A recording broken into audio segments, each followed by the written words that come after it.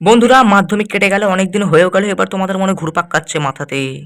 ছুটি কাটানো হয়ে গেছে, এবারে পড়াশোনা বাকি। তো এবারে তোমরা ভাবছো যে কি নিয়ে পড়া যায় মাধ্যমিকের পর।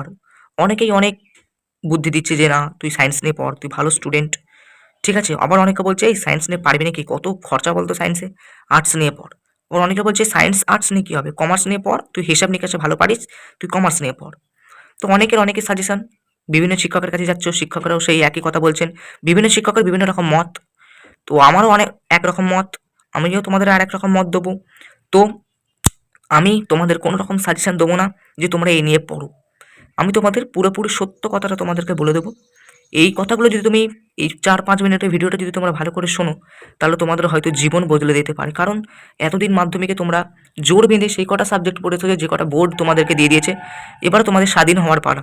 এবার তোমাদের যে তোমাদের মধ্যে যে প্রতিভাটা আছে, সেই প্রতিভাকে সামনে আনার পালা। সেই জন্যই তোমাদের একটা বড় বাধা কিন্তু সামনে আছে। সেই বাধাকে যদি তোমরা অতিক্রম করে চলে যেতে পারো, তাহলে সাকসেস নিশ্চিত। তো এবার তোমাদের সামনে 3টে অপশন, মাধ্যমিকের পরে কি নিয়ে পড়বো। সায়েন্স, আর্টস, কমার্স, মেনলি 3টে আছে। এর এবার এর মধ্যে 3টের মধ্যে অন্তর্গত আবার অনেক রকম টাইপস আছে, সেটার বিষয় আলাদা। কিন্তু তোমাদের মেনলি 3টের মধ্যে তোমাকে বাছাই করতে হবে, সায়েন্স, আর্টস নাকি কমার্স। তো অনেকেই আছো পাবলিক। প্রথমে সায়েন্সের কথায় আসি। তো সায়েন্স অনেক রকম পাবলিক আছে, যারা হয়তো খুবই ভালো স্টুডেন্ট, 90%, 95% মার্কস পেতে চাইছো, বা লেটার মার্কস 80%, 70% মার্কস পেতে চাইছো, বা পাবে মাধ্যমিকে। তারা চাইছো যে না, আমি সায়েন্স নিয়ে পড়ি, আমার সায়েন্সে খুব ভালো, যেটুকু টপিক আমি পড়ি সেটুকু বুঝতে পারি। তো তারা সায়েন্স নিয়ে পড়ো। আবার অনেকে আছে যারা অন্যের চাপে পড়ে সায়েন্স নেয়। ঠিক আছে, বাড়ি থেকে চাপ দিচ্ছে, শিক্ষকরা চাপ দিচ্ছে, এই আর্টস নিয়ে পড়ে কি হবে, জীবনে কিছু করতে পারবি, ফালতু সায়েন্স না নিলে আজকালকার জীবনে নাকি কিছু সফল হওয়াই যায় না। এমন এমন এমন শিক্ষক আছে যে সায়েন্স ছাড়া জীবনে কিছু করাই যায় না। ঠিক আছে, সেই সব শিক্ষককে মানে, একটা ধরো ইংরেজির একটা শিক্ষক, ইংরেজি, তারা নিজেরা সায়েন্স নিয়ে পড়েনি, তারা আবার অন্যদেরকে সাজেশন দিচ্ছে যে তোমরা সায়েন্স নিয়ে পড়ো, এরকম আর কি প্রতিশ্রুতি। তো সেসব বিষয়ে যাচ্ছি না। তো এবারে হচ্ছে যে কথাটা আমি বলতে চাইছিলাম, যে অনেকে অনেকে তোমাকে সাজেশন দেবে। আবার ধরো সায়েন্সরা, আমার একটা স্টুডেন্ট আছে যারা একটু নিজেকে হিরো ভাবায়।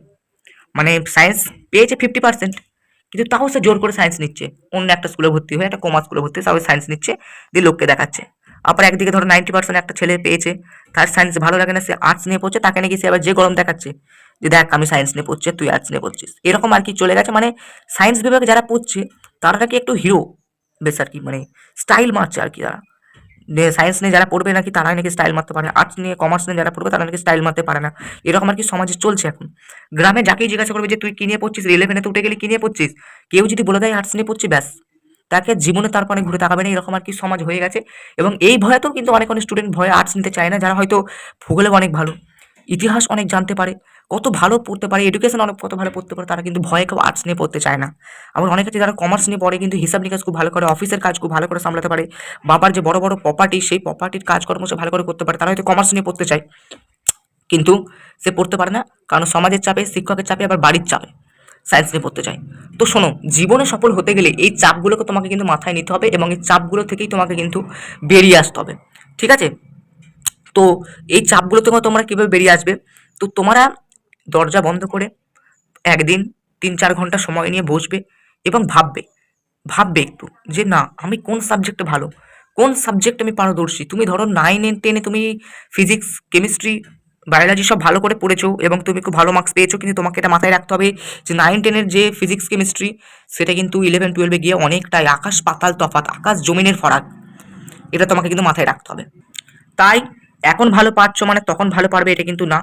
ঠিক আছে, তবে যারা সায়েন্স নিয়ে পড়তে যাও না, সায়েন্সটাকে আমি হ্যান্ডেল করতে পারবো, তারা কিন্তু অবশ্যই আমি বলবো যে না, তুমি সায়েন্স নিয়ে পড়ো।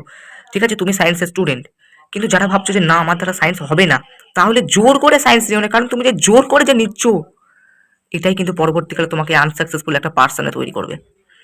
ঠিক আছে, তখন দেখা যাবে যে না, আর্টস নিয়ে পড়লে তুমি তাও একটা জব পেতে, সায়েন্স নিয়ে পড়ে তুমি দেখতে যে না, কিছুই পেলে না, হো হো করে ঘুরে বেড়াচ্ছ। ঠিক আছে, তখন শাস্তিটা কিন্তু তুমি পাবে। তোমার বাবা মা তোমাকে বাড়ি থেকে জোর দিচ্ছে সায়েন্স নিয়ে পড়, ঠিক আছে, শিক্ষক জোর দিচ্ছে, সমাজ তোমাকে জোর দিচ্ছে না তুই সায়েন্স নিয়ে পড়। তখন দেখা যাবে যে তুমি সায়েন্স নিয়ে জোর করে পড়লে, কিন্তু ক্ষতিটা কার হলো, ওদের হলো? ওদের কোনো ক্ষতি হবে না, ক্ষতিটা তোমার নিজের হবে। ঠিক আছে, তাই ভাবনা চিন্তাটা তুমি নিজের, ওরা তোমাকে খাওয়াতে যাবে না, ওরা তোমাকে পড়াতে যাবে না। ঠিক আছে, তাই ভাবনা চিন্তাটা তোমার নিজেদের। এবার তোমাদের অনেকে প্রশ্ন যে দাদা সায়েন্স নেবো কত পার্সেন্ট পেলে, 35% নাম্বার পেলে তোমরা কিন্তু সায়েন্স নিতে পারবে। কিন্তু বিভিন্ন স্কুলে বিভিন্ন রকম, আবার ধরো টপ হাই লেভেলে যে স্কুলগুলো আছে, ঠিক আছে, সেই সমস্ত স্কুলে 90%, 95% পেলেই নাকি সায়েন্স দিয়ে নাড়ে দেয় না। অনেক স্কুল আছে 60%, 70%, এরকম বিভিন্ন রকম কিন্তু ধাপ আছে, যে এই পার্সেন্টেজের উপরে গেলেই সেই সমস্ত ছাত্রটা সায়েন্স নিয়ে পড়তে পারে, তার নিচে এলে সায়েন্স নিয়ে পড়তে পারে না। তো তুমি যে স্কুলে ভর্তি হবে সেই স্কুলে অবশ্যই জেনে নেবে যে সায়েন্স নিয়ে পড়তে গেলে ক পার্সেন্ট নাম্বার সেখানে ধার্য করা আছে।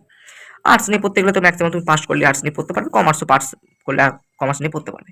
এরপরে আমি একটা ডিটেল ভিডিও করবো যে সায়েন্সের মধ্যে কী ধাপ আছে, আর্টসের মধ্যে কী বিভাগ আছে, কমার্সের মধ্যে কী বিভাগ আছে, ঠিক আছে, সায়েন্স নিয়ে পড়লে তুমি কোন দিকে যেতে পারবে, আর্টস নিয়ে পড়লে কোন দিকে যেতে পারবে, কমার্স নিয়ে পড়লে কোন দিকে যেতে পারবে। তো ব্যাপারটা বুঝলে এই ডিসিশনটা একবারে তোমার, যে তুমি কী নিয়ে পড়বে, তোমার আগ্রহ কোন দিকে, তোমার আগ্রহ যেদিকে তুমি সেদিকে পড়ো, ঠিক আছে, তাহলেই কিন্তু তুমি সফল পাবে। তুমি যদি তোমার আগ্রহের বিপরীত দিকে যাও তাহলে তুমি কিন্তু কোনোদিন সফল হতে পারবে না, তোমাকে সমাজ যতই বলুক, ঠিক আছে, তাহলে কিন্তু তুমি সফল হতে পারবে না। তো চ্যানেলটাকে সাবস্ক্রাইব করে এরকম গুরুত্বপূর্ণ ভিডিও দেখার জন্য সবসময় তোমাদের পাশে আছি, পাশেই থাকবো। চলো, আশা করছি ভিডিওটা ভালো লেগেছে, ভালো লাইক করো, চ্যানেলটাকে সাবস্ক্রাইব করো এবং ভিডিওটাকে শেয়ার করো। আমার এই একটা রিকোয়েস্ট, তোমরা কিন্তু অবশ্যই রেখো, ভিডিওটা প্রচুর পরিমাণে শেয়ার করে দাও। চলো, আজকের মতো এই পর্যন্তই।